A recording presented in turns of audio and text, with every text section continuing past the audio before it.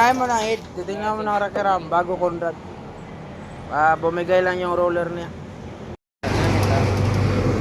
Yan na, bumigay na roller niya. Yung 150.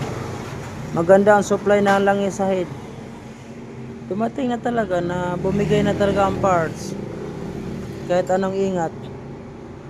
May tama yung camshaft.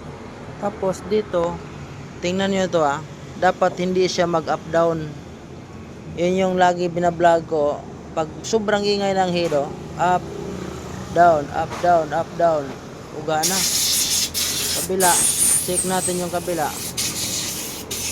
Itong kabila wala pa. Wala pang tama dito. Pero bumigay yung rocker arm. Kahit magandang supply ng langis. Wala talaga. Ito rocker arm nyo. Ang talaga, ang parts talaga, hindi lifetime. Kahit anong ganda ng supply ng langis sa head.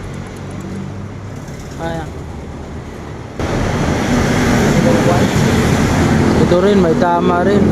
Pero magagamit pa to siya kahit paano. Mga swerte, yung abutin ng mga 8 buwan, 7 buwan. Yung problema mo sir, yung head mo dito, cylinder head mo, may tama siya. Ay sampung okay, bantay ka dyan, matamaan ka. Oil pressure. Yan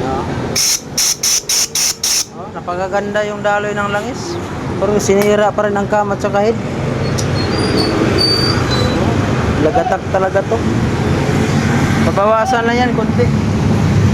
So yung na-upload natin para malinaw, ang sira noon camshaft na pinalitan natin ng camshaft bago.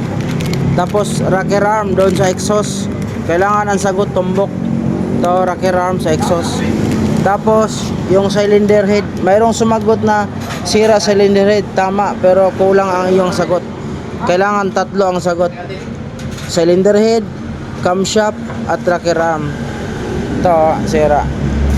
Tama yung sagot sa isa, kaso hindi pa rin natin ino-honor kasi may 2 pang hindi na sagot. Kailangan sagot mo 3 para may 500.